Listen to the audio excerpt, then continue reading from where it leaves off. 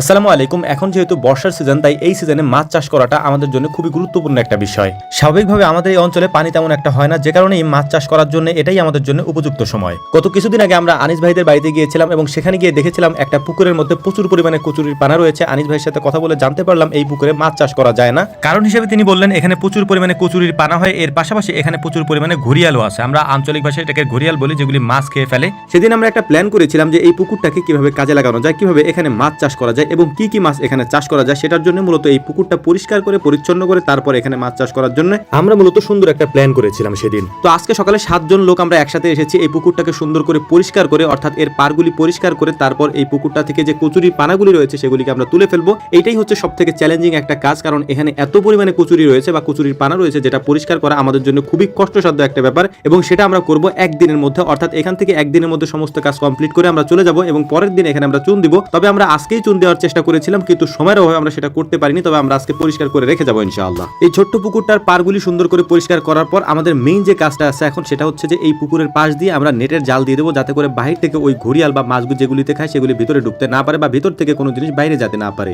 আমরা যেহেতু একসাথে 8-9 জন মানুষ এসেছি, তাই আনিস ভাইকে আগেই বলেছিলাম যে আমাদের রান্না আমরাই করবো ইনশাআল্লাহ। তো আগে থেকে আনিস ভাই সবকিছু তৈরি করে রেখেছিলেন। তো আমরা সুন্দর করে আমাদের যে রান্নাটা করবো সেটা হচ্ছে যে আমরা যেহেতু বৃষ্টি হচ্ছে, গরুর মাংস দিয়ে বিরিয়ানি রান্না করে তারপর আমরা দুপুরে খাওয়া দাওয়া করে বাকি কাজ সারার চেষ্টা করবো।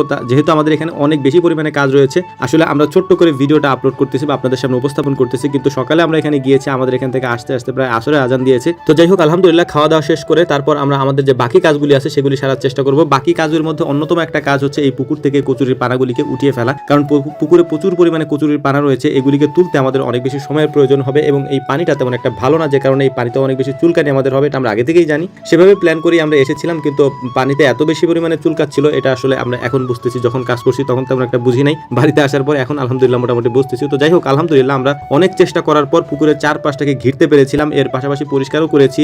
মানে আমাদের যতটুকু কাজ আমরা করার জন্য এখানে গিয়েছিলাম সমস্ত কাজগুলো আমরা করে আসতে পেরেছি। এর পাশাপাশি আমরা একটা কাজ করতে পারিনি, সেটা হচ্ছে যে চুন আমরা দিয়ে আসতে পারিনি, কারণ এরকম আবহাওয়ার মধ্যে চুন দেওয়াটাও মানে আদর্শ কোনো বিষয় না। এটার কারণ হচ্ছে যে এই আবহাওয়ার মধ্যে চুন দেওয়া যায় না, যেহেতু বৃষ্টি হচ্ছিল, সকাল থেকে গুড়ি গুড়ি বৃষ্টি পড়তেছিল। তো আমরা এখান থেকে সমস্ত কচুরিগুলিকে তুলে ফেলেছি। তো আমাদের অনেক বেশি কষ্ট হয়েছে যদিও, তারপর ওই কাজগুলিকে আমরা সুন্দরভাবে শেষ করতে পেরেছি। এটার জন্য আল্লাহ তাআলা শুকরিয়া আদায় করছি। আনিস ভাই আমাকে বলেছিল যে এই পুকুরের মাঝে কিছু শিং মাছ উনি ছেড়েছিলেন, তো আমি জাল নিয়ে এসেছিলাম। আমরা তো জাল দিয়ে ট্রাই করতেছিলাম যে কোনো মাছ এটার মধ্যে আছে কিনা, কিন্তু আমাদের শরীরে অত পরিমাণে এনার্জি আর ছিল না, যে কারণে একটার বেশি খাওয়া আমাদের আর দেওয়া হয়নি। তো যাই হোক, আলহামদুলিল্লাহ আমরা সব কাজ কমপ্লিট করে এখন চলে যাচ্ছি আমাদের গন্তব্যের দিকে, অর্থাৎ আমাদের বাড়ির দিকে। আমাদের জন্য দোয়া করবেন। আসসালামু আলাইকুম ওয়া রাহমাতুল্লাহ।